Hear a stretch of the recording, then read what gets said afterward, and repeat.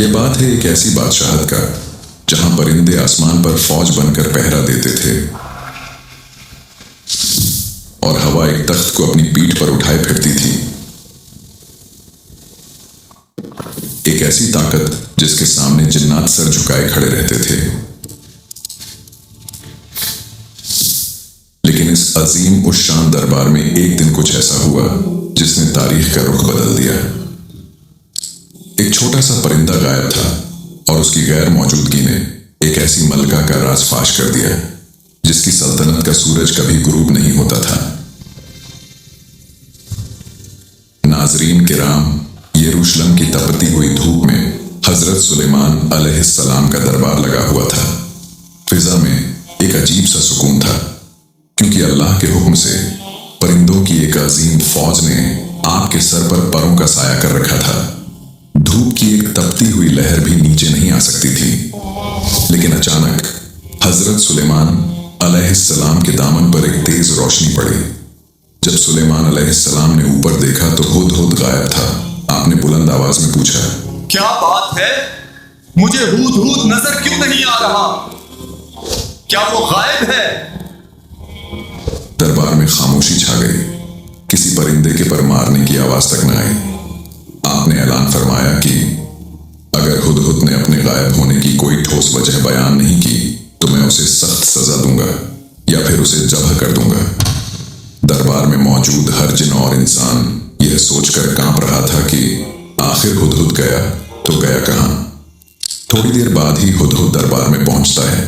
اس کا دل تیزی سے دھڑک رہا تھا، اس کی سانسیں پھولی ہوئی تھیں، لیکن وہ ڈرنے کے بجائے ایک عجیب اعتماد سے کہتا ہے، اے سلیمان علیہ السلام، میں وہ خبر لایا ہوں جو آپ کے علم میں بھی نہیں آئی۔ میں شہر سبا سے ایک ایسی یقینی اور پکی خبر لے کر آیا ہوں جس میں کوئی شک نہیں۔ ہدہد کی باتیں سن کر دربار کے تمام جنات اور انسان حیرت زدہ رہ جاتے ہیں۔ ہدہد کہتا ہے، وہاں میں نے ایک عورت کو دیکھا جو ایک پوری قوم پر حکومت کر رہی ہے۔ اس ملکہ کا نام بلقیس ہے اور اسے وہ تمام شان و شوکت اور دولت حاصل ہے جو ایک عظیم بادشاہ کے پاس ہونی چاہیے۔ اس کے پاس ایک ایسا عظیم الشان تخت ہے جس کی خوبصورتی بیان سے باہر ہے۔ لیکن پھر ہدہد کا لہجہ غمگین ہو جاتا ہے، اے اللہ کے نبی، اتنی دولت اور اتنے بڑے تخت کے باوجود میں نے دیکھا کہ وہ ملکہ اور اس کی قوم اللہ کو چھوڑ کر سورج کو سجدہ کر رہے ہیں۔ شیطان نے ان کے برے اعمال کو ان کی نظروں میں اتنا خوبصورت بنا دیا ہے کہ وہ سمجھ رہے ہیں کہ وہ ٹھیک راستے پر ہیں۔ وہ اس اللہ کو سجدہ نہیں کرتے بلکہ وہ سورج کی پوجا کرتے ہیں۔ حضرت سلیمان علیہ السلام نے ہدہد کی بات سننے کے بعد فرمایا، ہم بہت جلد دیکھ لیں گے کہ تو سچ کہہ رہا ہے یا تو بھی جھوٹوں میں سے ہے۔ پھر حضرت سلیمان علیہ السلام نے ایک کاغذ نکالا اور اس پر اللہ کا نام لکھ دیا۔ یہ محض ایک خط نہیں تھا، یہ ایک دعوت تھی، ایک چیلنج تھا اور ایک معجزہ تھا۔ پھر آپ نے ہدہد سے کہا، میرا یہ خط لے جا اور اسے ان کے پاس گرا دے، پھر ذرا دور ہو کر چھپ جانا اور دیکھنا کہ اب وہ آپس میں کیا بات چیت کرتے ہیں۔ پھر ہدہد وہ خط اپنی چونچ میں تھامتا ہے اور دوبارہ سبا کی طرف اڑان بھرتا ہے۔ جب ہدہد ملکہ بلقیس کے محل پہنچا تو وہ محل اتنا شاندار تھا کہ عام انسان کی عقل دنگ رہ جائے۔ ملکہ بلقیس اپنے کمرے میں آرام کر رہی تھی کہ اچانک روشن دان سے ایک خط اس کی گود میں آ گرا۔ ملکہ کا دل زور زور سے دھڑکنے لگا۔ اس نے خط کھولا تو اس پر لکھی تحریر نے اس کے ہوش اڑا دیے۔ اس نے فوراً اپنی سلطنت کے سب سے با اثر اور طاقتور سرداروں کا ہنگامی اجلاس طلب کیا۔ یہ کوئی معمولی میٹنگ نہیں تھی۔ دربار میں 312 ایسے سردار موجود تھے جن میں سے ہر ایک 1000 مسلح لشکر کا کمانڈر تھا۔ ملکہ نے بلند آواز میں سرداروں سے کہا، اے میرے لشکر کے بزرگوں، میرے پاس ایک بہت ہی معجز خط آیا ہے۔ یہ سلیمان علیہ السلام کی طرف سے ہے اور اس کی شروعات بسم اللہ الرحمن الرحیم سے ہوتی ہے۔ اس میں لکھا ہے کہ مجھ پر سرکشی نہ کرو اور اطاعت قبول کر کے میرے پاس آ جاؤ۔ خط سننے کے بعد سرداروں نے ملکہ سے کہا، ملکہ، ہم کوئی کمزور قوم نہیں ہیں، ہم قوت والے ہیں اور بڑے بہادر جنگجو ہیں۔ ہمارا لشکر کسی بھی دشمن کو ملیا میٹ کرنے کی طاقت رکھتا ہے۔ اگر آپ حکم دیں تو ہم हम सुलेमान की ईंट से ईंट बजा देंगे, लेकिन फैसला आपका है, हम आपके ताबे हैं। मलका अक्लमंद थी। उसने अपने वुज़रा से कहा, मेरे वफादारों, तुम्हारी बहादुरी पर मुझे कोई शक नहीं, लेकिन याद रखो, जब कोई बादशाह किसी शहर में दाखिल होते हैं तो उसे तबाह कर देते हैं और वहां के इज्जतदार लोगों को जलील कर देते हैं, लेकिन मैं अपनी कौम को इस तबाही में नहीं धकेलना चाहती। उसने एक गहरी सांस ली और अपनी हिकमत अमली जाहिर करते हुए कहा, मैं जंग से पहले उनकी हकीकत जानना चाहती हूँ। मैं उनकी तरफ कुछ ऐसे तहाइफ भेजूंगी जिनकी मिसाल पूरी दुनिया में नहीं होगी। अगर वो सिर्फ एक दुनियावी बादशाह हुए तो वो इन माल और दौलत को देखकर खुश हो जाएंगे और हम पर गालिब आने का ख्याल छोड़ देंगे, लेकिन अगर वो वाकई अल्लाह के नबी हुए तो वो इन हकीर चीजों की तरफ आंख उठाकर भी नहीं देखेंगे। फिर मलका बल्कीस ने अपनी सल्तनत के सबसे माहिर कारीगरों को बुलाया और एक ऐसा संदूकचा तैयार करवाया जिसकी खूबसूरती देखकर इंसान दंग रह जाए। इसमें सोने के जेवरात और कीमती नगीने भरे गए, लेकिन इस तोहफे की सबसे खास चीज एक बहुत बड़ा और नायाब मोती था। ये मोती इतना शफाफ था कि इसके पार देखा जा सकता था, लेकिन इसकी एक खास बात थी कि इसमें कोई सुराख नहीं था। बल्कीस ने अपने कासिद को बुलाया और उसे वो संदूकचा थमाते हुए एक ऐसी शर्त बताई जिसने कासिद के होश उड़ा दिए। सुलेमान अलैहिस्सलाम से कहना कि अगर आप सच्चे हैं तो इस मोती में बगैर लोहे के औजार और बगैर आग की तपिश के सुराख करके दिखाएं। ये एक ऐसा इम्तिहान था जो बज़ाहिर नामुमकिन मालूम होता था। फिर तहाइफ से लदे हुए ऊंटों का काफिला सबा से बैतुल मुकद्दस की तरफ रवाना हुआ। कासिदों के दिलों में एक अजीब सा तजस्सुस और खौफ था। वो रेगिस्तान की तपती रेत और तूफानों का मुकाबला करते हुए आगे बढ़ रहे थे। उनका ख्याल था कि वो सुलेमान अलैहिस्सलाम को अपनी दौलत से मुतासिर कर देंगे, लेकिन जैसे ही वो सुलेमान अलैहिस्सलाम की सल्तनत की सरहदों में दाखिल हुए, उनके कदम वहीं रुक गए। वहां का मंजर उनके तसव्वुर से भी ज्यादा होलनाक और पुरशिकोह था। उन्होंने देखा कि सुलेमान अलैहिस्सलाम की फौज में सिर्फ इंसान नहीं, बल्कि खौफनाक जिन्नात और परिंदों के घोल भी शामिल थे। उनकी अपनी दौलत जो वो सबा से लाए थे, वहां के आम रास्तों पर बिछी हुई चीजों के सामने हेंच लगने लगी। जब बल्कीस का कासिद हजरत सुलेमान अलैहिस्सलाम के सामने पहुंचा और मलका का भेजा हुआ तोहफा पेश किया, तो सुलेमान अलैहिस्सलाम ने उस संदूकचे की तरफ देखा भी नहीं और कासिद से कहा, क्या तुम माल के जरिए मेरी मदद करना चाहते हो? जो कुछ अल्लाह ने मुझे अता फरमाया है वो इससे कहीं बेहतर है जो तुम लाए हो। फिर आपने उस मोती की तरफ देखा जिसमें सुराख करना नामुमकिन था। कासिद ने वो शर्त बताई जो मलका ने रखी थी। दोस्तों, क्या हजरत सुलेमान अलैहिस्सलाम इस नामुमकिन चैलेंज को पूरा कर सकेंगे? दरबार में मौजूद हर शख्स की नजरें इस मोती पर जमी हुई थी।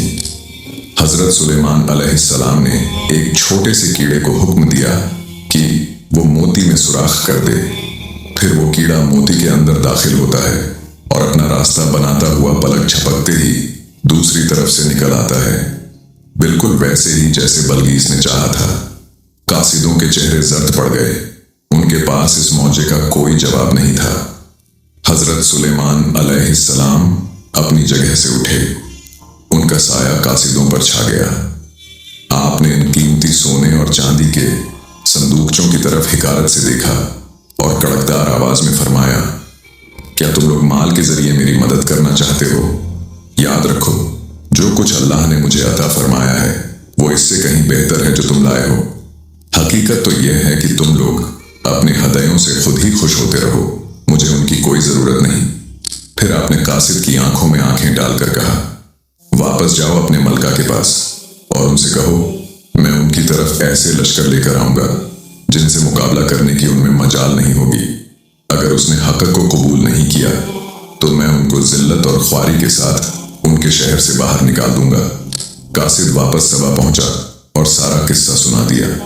जब बल्कीस ने सारा माजरा सुना, जब उसे मोती के मोजजे का इल्म हुआ और जब उसे बताया गया कि सुलेमान अलैहिस्सलाम का लश्कर सिर्फ इंसानों पर नहीं बल्कि हवाओं और जिन्नात पर भी मुश्तमिल है, तो उसे समझ आ गई कि यह मुकाबला जमीन के किसी बादशाह से नहीं बल्कि खुदा के एक मुंतखब बंदे से है।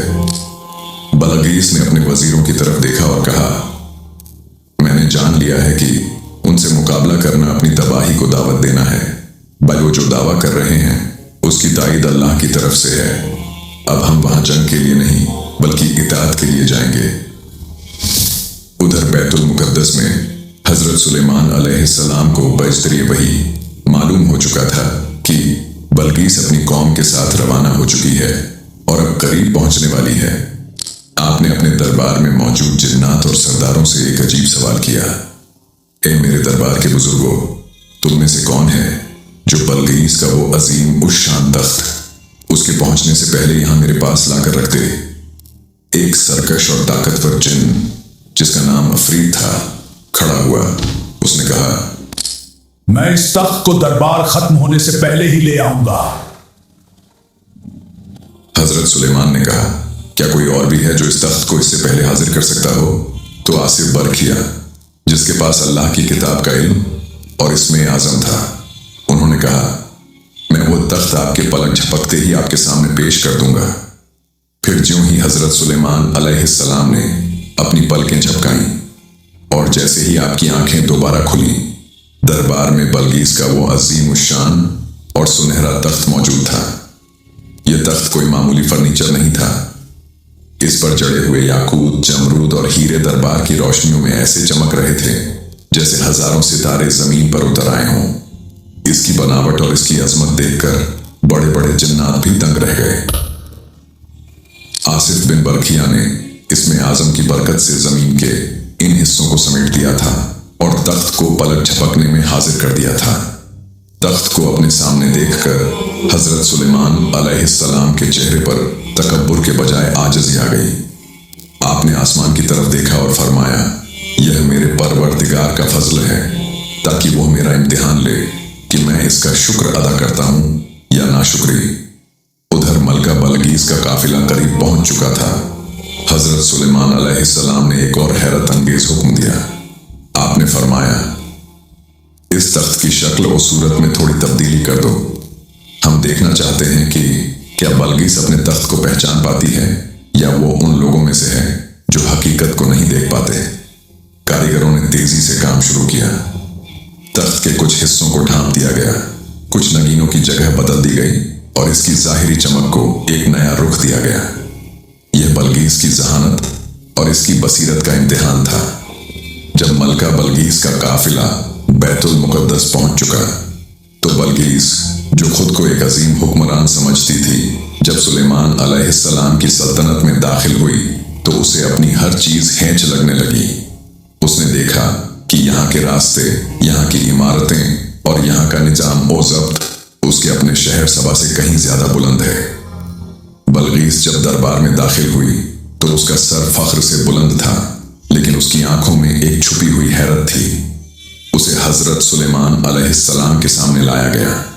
दरबार का जलाल देखकर वो मरूद तो थी, लेकिन उसने अपनी हिम्मत बरकरार रखी। हजरत सुलेमान अलैहिस्सलाम ने बदले हुए तख्त की तरफ इशारा किया और बल्कीस से पूछा, क्या तुम्हारा तख्त भी ऐसा ही है? बल्कीस का दिल जोर जोर से धड़कने लगा। उसने सोचा कि मेरा तख्त तो सभा में 7 तालों के पीछे बंद है, यह यहां कैसे हो सकता है? लेकिन इसकी बनावट, इसके वही खास पत्थर, वो उलझ गई। उसने बड़ी जहानत से जवाब दिया, गोया यह वही है, यानी यह बिल्कुल वैसा ही लग रहा है जैसे मेरा तख्त है। इस इम्तिहान के बाद हजरत सुलेमान अलैहिस्सलाम उसे अपने महल के इस खास हिस्से में ले गए जिसे जिन्नात ने सिर्फ शीशे से बनाया था। यह शीशा इतना शफाफ था कि इसके नीचे बहता हुआ पानी और मछलियां ऐसे नजर आती थीं जैसे खुली झील हो। मलका बल्कीस ने जब कदम आगे बढ़ाया तो उसे लगा कि डबली पानी में गिर जाएगी। हजरत सुलेमान अलैहिस्सलाम ने मुस्कुराकर कहा, यह पानी नहीं है बल्कीस। लेकिन दोस्तों, वो क्या चीज थी जिसने बल्कीस को धोखा दिया? और जब बल्कीस को हकीकत का पता चला तो उसने अल्लाह के सामने कैसे सर झुकाया? जब मलका बल्कीस इस शीशे के महल के दरवाजे पर आई तो उसके दिल में एक घबराहट आ गई। जैसे ही उसने अंदर कदम रखने के लिए अपना पांव आगे बढ़ाया तो वो फौरन पीछे हट गई। उसकी आंखों ने देखा کہ سامنے تو گہرا تالاب ہے۔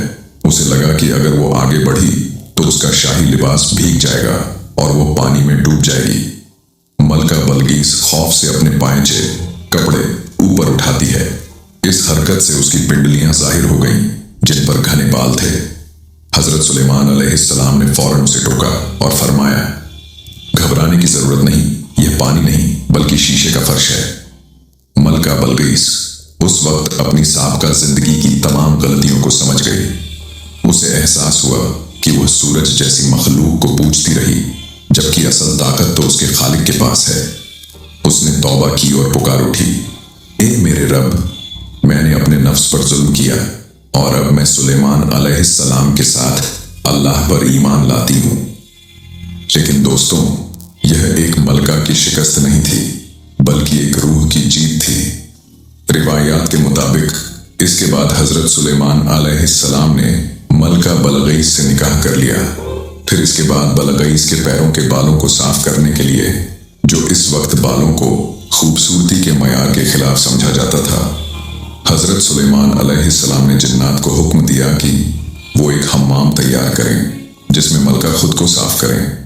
پھر آپ کے حکم پر شیاطین اور جنات نے ملکہ کے لیے پہلی بار حمام تیار کیے اور وہ خاص کریم نورا ایجاد کی جس سے بالوں کی صفائی کی جاتی تھی۔ کہا جاتا ہے کہ یہاں تک کہ پانی کو گردش دینے والی مشینیں بھی اسی دور کی ایجادات میں شامل ہیں۔ روایات میں آتا ہے کہ حضرت سلیمان علیہ السلام کی عظمت صرف جنات پر حکمرانی تک محدود نہ تھی۔ آپ کو اللہ نے وہ علم عطا کیا تھا کہ آپ کائنات کی ہر زبان جانتے تھے۔ جب جنگ کا موقع ہوتا تو آپ فارسی میں کلام کرتے، جب دربار میں ہوتے تو رومی زبان استعمال کرتے، اپنی ازواج کے ساتھ سریانی میں بات کرتے، اور جب اللہ کی بارگاہ میں مناجات کرتے تو عربی زبان کا انتخاب کرتے تھے۔ یہ کائنات کا وہ عظیم اور عادل بادشاہ تھا جس نے پوری دنیا پر حکومت کی اور اللہ نے ہر چیز کو اس کا فرمان بردار بنا دیا تھا۔ لیکن دوستوں، سلیمان علیہ السلام کی وفات کے فوراً بعد ایک ایسی سازش شروع ہوئی جس نے تاریخ کا رخ موڑ دیا۔ شیطانوں نے حضرت سلیمان علیہ السلام کے تخت کے نیچے جادو کی کتابیں دفن کر دیں تاکہ لوگوں کو یقین دلا سکیں کہ سلیمان علیہ السلام معجزات سے نہیں بلکہ جادو سے حکومت کرتے تھے۔ کیا لوگ شیطان کے اس دھوکے میں آ گئے؟ اور سلیمان علیہ السلام نے اپنے بعد کسے اپنا وارث چنا تھا؟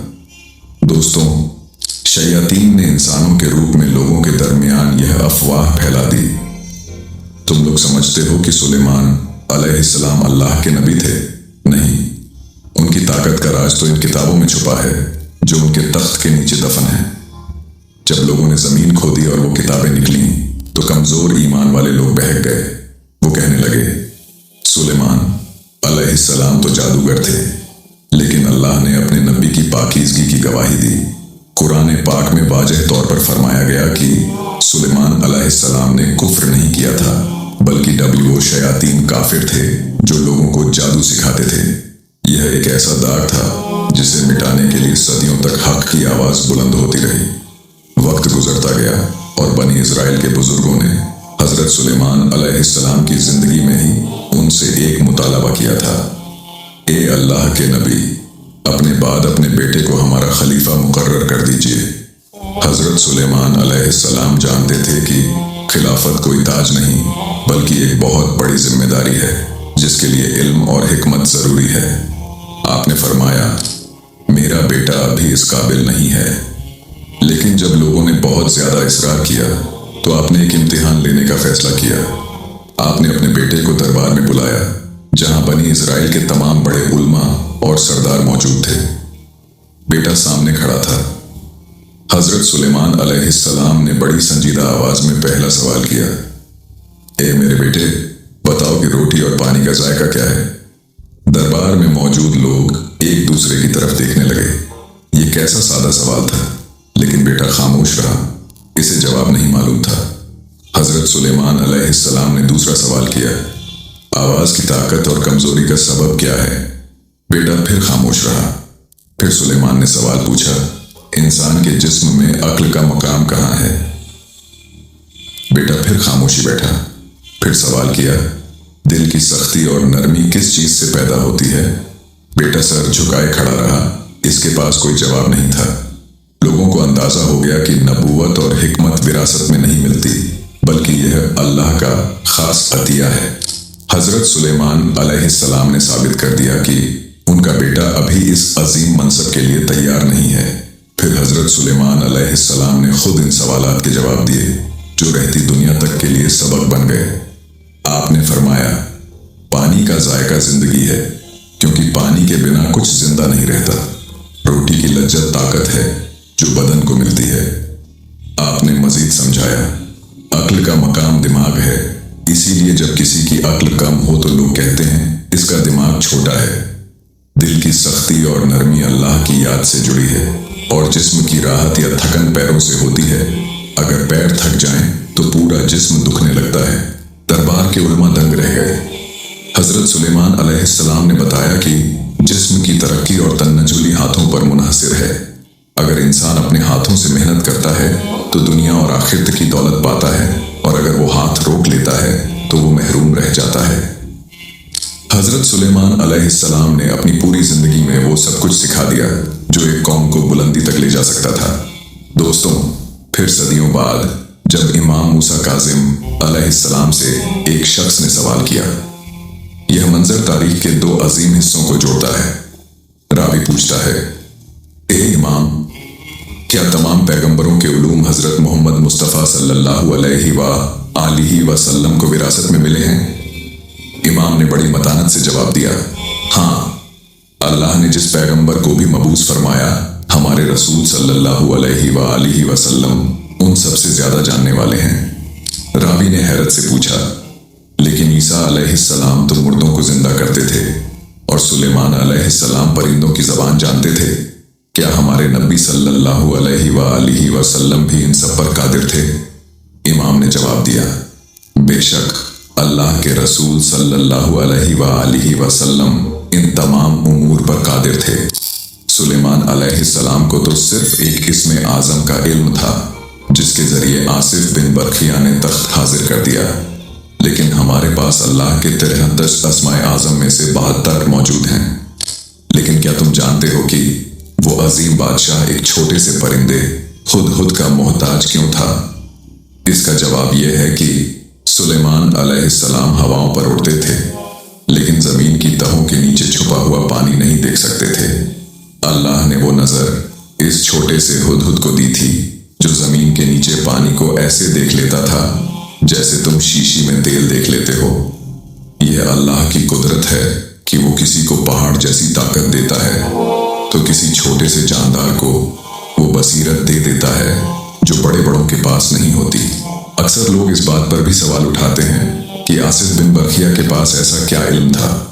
इमाम अली नकी अलैहिस्सलाम ने सदियों बाद इसका जवाब दिया।